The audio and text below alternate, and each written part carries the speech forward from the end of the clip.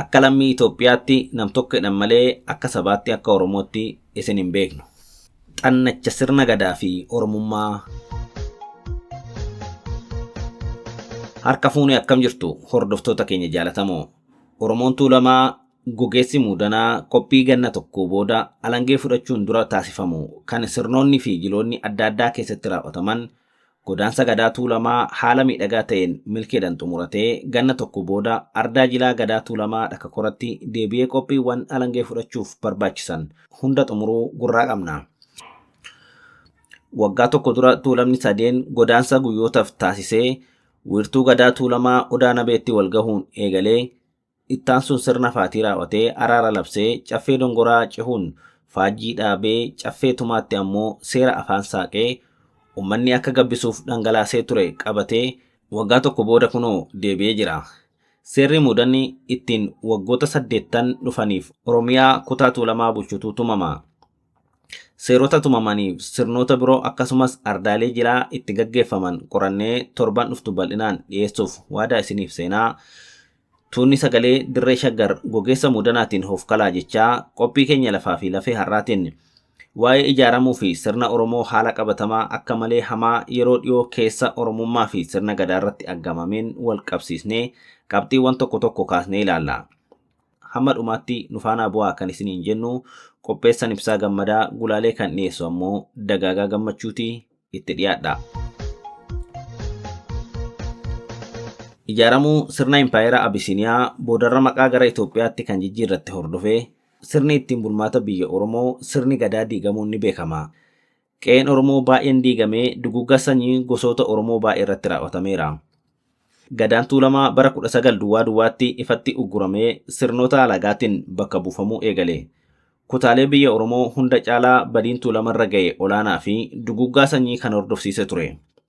Oromoon Tuulamaa gaafa qe'ee ofii jiraachuu dadhabee gara firoota isaa warra Sikkoo Mandoo Macca Ituu Humbannaa fi Qalloo Gujii fi Boorana fa'aatti godaane.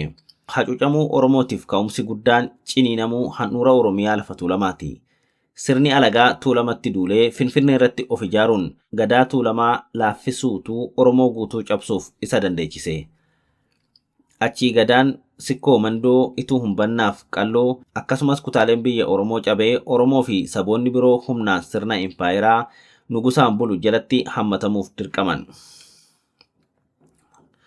Saboonni sirna gadaa fudhatanii akka isaaniif tolutti tolfatan siyaasa hawaasummaa fi diinagdeedhaan ijaaramanii ofiin of bulchaa turan kanneen akka Sidaamaa, Geeda'oo, Koonsoo fi kaanis sirna isaanii dhorkamanii sirni alagaa irratti fe'amee nugusaa Abisiiniyaa Minilik lammaffaa jedhamu jalatti buluuf dirqaman.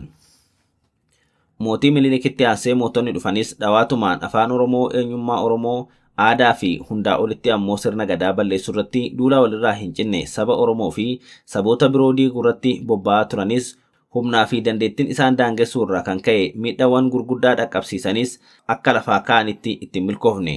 Kana malees bara 1960mootaa kaasee ammoo Oromoo fi saboonni ollaa waldaa Maccaa fi Tuulamaa jalatti ijaaramuun karaa bahaa fi kibba bahaatiin aartii fi waraana ittisa Oromoo ijaarrachuun itti aansettis siyaasaa fi waraanaan akka Oromootti ABO'dhaan ijaarameen chaartarri ce'umsaa mirga sabootaatiif beekamtii kenne kan Oromiyaan keessatti sararamte sun bara 1991 akka wixinamu gumaacha guddaa godhaniiru.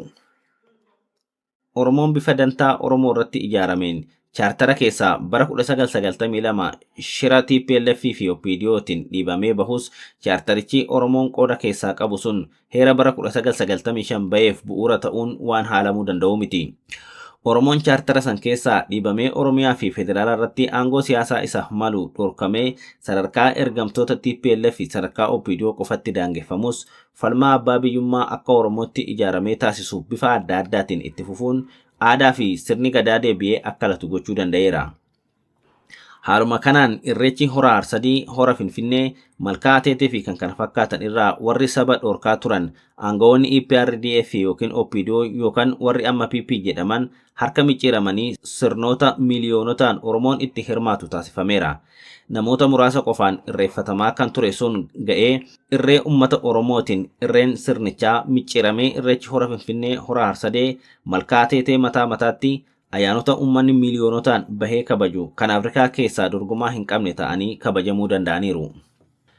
Sirni gadaa Oromoon dur akka sabaatti ittiin ijaaramee caasaa jalaa hamma gubbaatti bakka hundatti akka uummata bilisaa fi biyya birmadummaa qabuutti ittiin bulaa ture sun qabsoo uummatichaatiin cancala cunqursaa kukkutee deebi'ee lataa jira. Kanaaf fakkeenyi guddaan godaansa gadaa Tuulamaa haala rakkisaa fi waraana keessatti milkii guddaadhaan xumurame kana.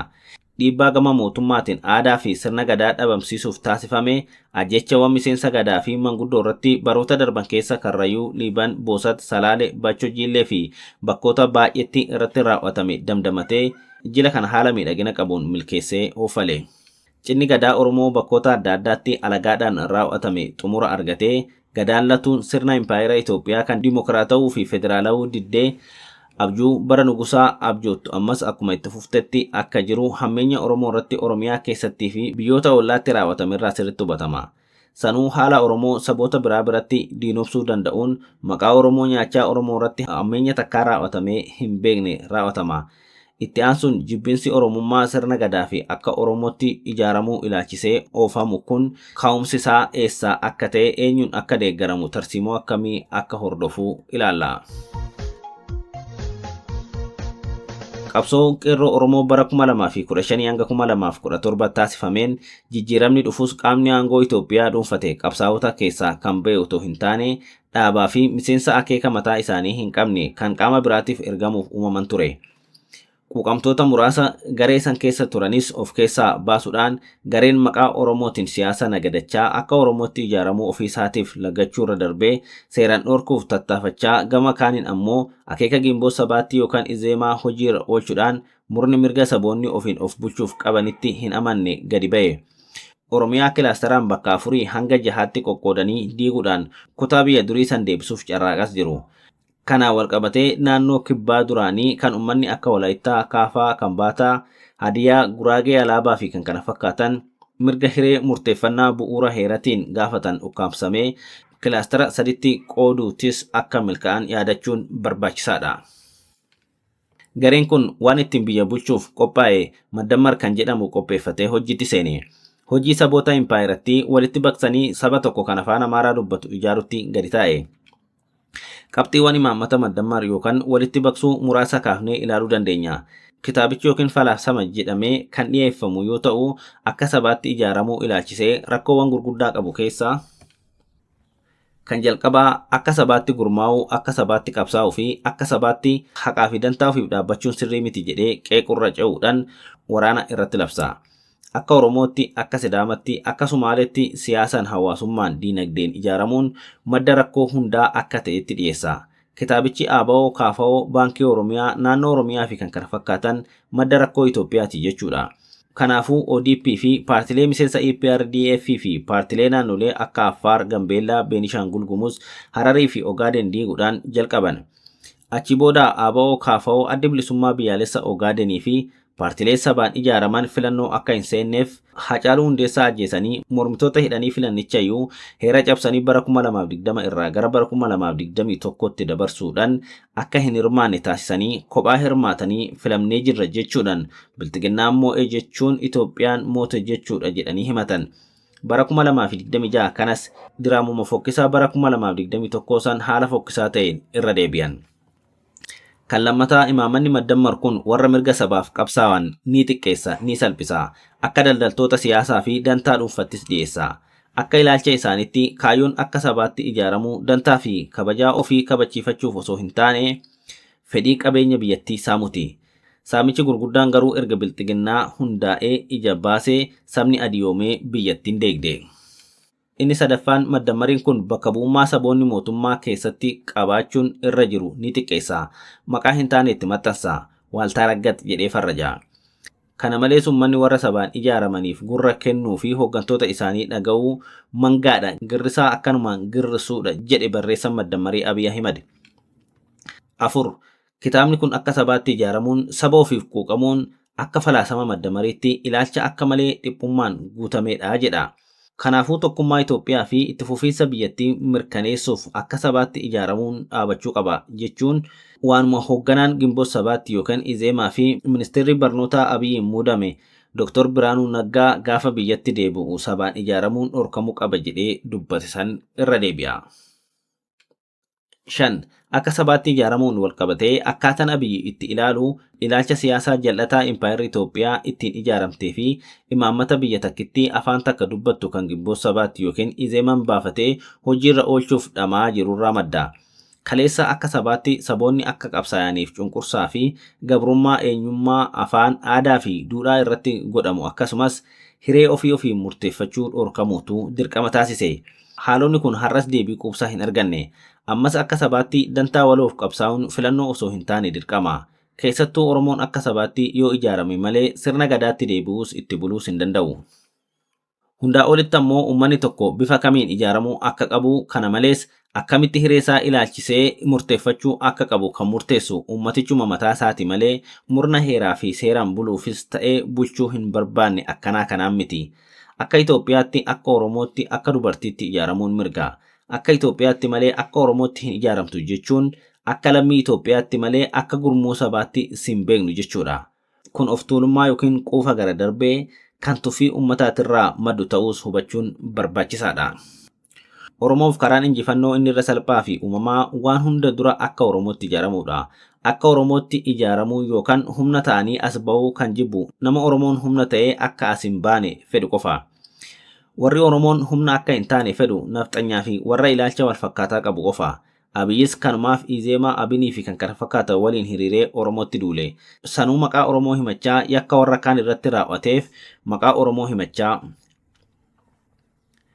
Walumaa galatti kaayyoon Abiyyi ODP diigee PP dhaabeef akka irra keessa ususanii fi olola oofan Addawaayii fi Dhaadiyoo boodarra ODP'tti of haaromsee umrii waggaa tokkotti kichuu kutee PP dhaabeessuun haaromsuu akkasumas Oromoo cimsuuf odoo hin taane akka sabaatti ijaaramuu keessattuu ijaaramuu Oromoo akka waan jibbuuf ta'uu isaa kitaaba Maddammar kana namni dubbise sirriitti hubata. Qabxiin biraa Itoophiyaa keessatti oduma gaafin uummanni tokko gaafatuu deebi'ee hoo akka sabaatti ijaaramuun ni hafaa eenyutu murteessa? Fakkeenyaaf akka Oromootti eenyummaa Oromummaatiin ijaaramuun ka'umsi isaa gabrummaan yookiin cunqursaan jiraachuu qofarratti rarra'a. Itti aansinee qabxiiwwan kana ilaalla. Akka Oromootti ijaaramuun ijaaramaniitis mirga sabaatiif falmuun mirga Oromoo qofatu miidhame kan jedhurraa hin maddu. Cunqursaa fi dhiittan mirgaa akkuma Oromoo irratti raawwatamu saboota Itoophiyaa biroo irrattis raawwatamaa jira. Akka Oromootti ijaaramuun kan barbaachiseef gabrummaa fi cunqursaan bifa addaatiin waan jiruuf qofa miti. Akka Oromootti ijaaramuuf bu'uuraalee tokkummaa gurguddoo Oromoo walitti itichanii ijaaranii jiran kan gabrummaan bara 150 olii addaan kukkutuu hin dandeenyetu jira. Isaanis kan jalqabaa Oromummaadha. Oromoon Oromiyaa kaabaa raayyaa irraa kaasee hamma Mooyyalee darbees hamma Booranaa Gabraa hammatee hanga Naayiroobii jala ga'utti Ormaa fi waatallee dabalatee eenyummaa tokkicha qaba. Eenyummaa Oromummaa saba gurraacha afaan tokko dubbatu keessaa Hawusaatti aansee sadarkaa lammaffaa irratti argama. Lakkoofsi isaa tilmaaman miliyoona 48 hanga 70 ta'a. 2. Afaan Oromoo. Oromoon uummata afaan tokko dubbatudha. Afaan itti waliigalu qaba. Raayyaa hanga Aseeboo Walloo kaasee hamma Oromiyaa kibbaa Mooyyaleetti darbees hamma Marsaabiit Iseelloo Ormaa fi Waatatti Oromiyaa lixaa daangaa Suudaan kibbaa Anfilloo irraa kaasee hamma Oromiyaa ba'aa Jaarsotti afaan Oromoo dubbata. 3. Oromiyaa biyya Oromoo. Oromoon saba lafa walqabataa irra jiru ta'ee magaalaa muummittii Finfinnee dabalatee biyya mataa isaa qaba.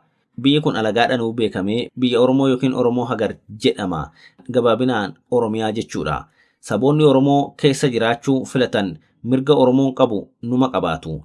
Warra amma aangorra jiruun Oromiyaa diiguuf carraaqqiin jiru akkuma jirutti ta'ee Oromoon isa ofirraa dhoowwuuf waan godhaa jiru inuma qaba. Oromoon Oromiyaa keessaa hanga mirkaneeffate qaba. Hanga hafus inuma beeka. 4. Sirna gadaa, sirna biyyi Oromoo fi uummanni Oromoo ittiin bulu. Oromoon hundaa olitti sirna bulchiinsa biyyaa fi bulchiinsa uummataa beekumsa Oromduriitiin yookiin indigenous knowledge'n kalaqatee ittiin bulaa ture. Sirna gadaa gaafa United States of America fi biyyoonni dimokiraatawoo jedhaman hin dhalatin dura Oromoon sirna gadaa sirna dimokiraatawaa itti qabaachaa ture. Ijaarimsi Itoophiyaatu sirna kana cabsuudhaan akka eegalee ragaalee seenaa ni mirkaneessu. Sirni gadaa cunqursaa alagaatiin laafee sadarkaa aadaatti gadi buufame malee uumama isaatiin caasaa mootummaan tokko qabu guuttatee qaba. Waraanaa fi abbaa duulaa waraana hoogganu dabalatee caasaa bulchiinsaa dimokiraatawaa ta'e qaba.